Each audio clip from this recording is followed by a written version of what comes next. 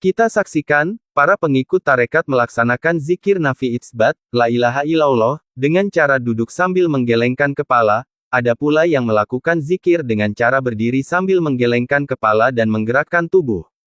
Bahkan dalam tarekat Maulawiyah yang didirikan oleh Maulana Jalaluddin Ar-Rumi, zikir dilakukan sambil terus menari. Zikir seperti inilah yang ditegur oleh dakwah sunnah. Lalu bagaimana tanggapan Ustadz Dr. Firanda Andirja MA?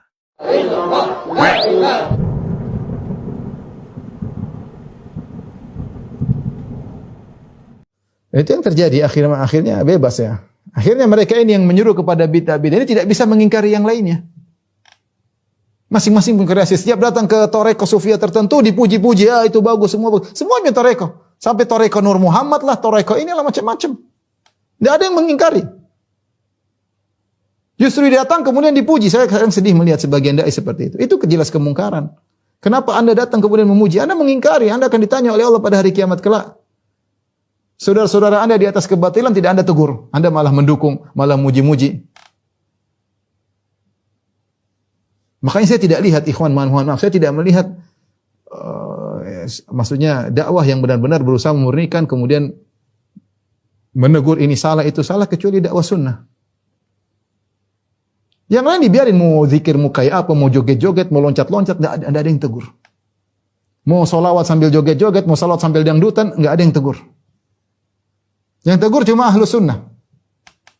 Karena mau tegur bagaimana itu kreasi, menurut mereka baik mau diapain. Ya. Joget boleh, musik boleh, solawatan boleh, bikin mix, jadi selesai. Ya itu semua ya masing-masing. Tadi saya katakan bahwasanya ada pertanggungjawaban di hadapan Allah Subhanahu Wa Taala.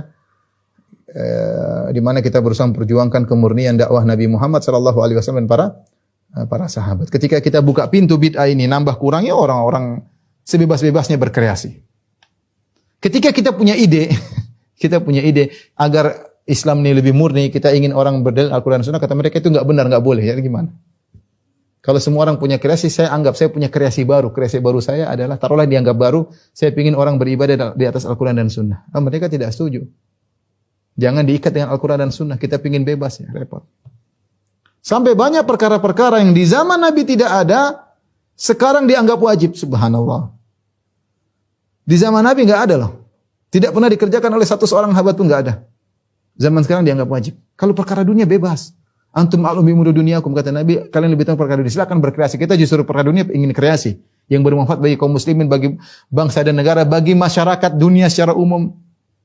Lakukan. Ya. Kalau ibadah mau kreasi bagaimana? Sudah, apakah yang diajarkan oleh Nabi masih kurang? Makanya apa kata Imam Malik? Ya, man istahsana bid'atan faqad za'ama anna Muhammadan khana risalah. Barang siapa yang menganggap baik suatu bid'ah, maka dia telah menganggap Nabi Muhammad telah mengkhianati risalah. Yaitu ada yang disembunyikan oleh Nabi sallallahu alaihi wasallam. Ya. Ada yang disembunyikan oleh Nabi sallallahu alaihi wasallam. Demikian juga kata Imam Malik, ya. Faman lam yakun yauma idzin dinan falan yakunal yauma din. Apa yang di zaman Nabi Muhammad bukan agama, tidak mungkin sekarang jadi agama, mustahil. Yang zaman Nabi bukan agama, sekarang jadi agama, berarti enggak benar. Berarti ada yang agama yang Nabi tidak tahu, kita tahu. Ada agama yang Nabi para sahabatnya tidak kerjakan, kamu kerjakan sekarang. Makanya ketika Ibnu Mas'ud radhiyallahu anhu melihat sekelompok orang berzikir dengan rame-rame dengan satu suara, dia mengatakan, laqad ji'tum bi bid'atin dzulma aw fuqtum ashaban Nabi sallallahu alaihi wasallam. Berkata, kalian telah mendatangkan bid'ah yang gelap atau kalian telah mengungguli para sahabat Nabi. Perhatikan kata dia, atau kalian telah mengungguli para sahabat Nabi. Itu kalian lebih hebat dari para sahabat. Para sahabat tidak seperti begini. Artinya ada ibadah yang kalian lakukan sahabat tidak tahu. Ada ibadah yang kalian lakukan yang sahabat tidak tahu. Ini kita bicara ritual ya. Kalau masalah sarana ya enggak ada masalah, karena itu bukan tujuan ya, seperti Zoom, seperti mikrofon. Itu namanya sarana, seperti belajar nahwu sharaf itu sarana, belajar ilmu jarh wa ta'dil itu sarana, pondok itu sarana, jembatan itu sarana. Kita tidak bicara itu, kita bicara bentuk ibadah baru yang merupakan tujuan dan ritual. Ya.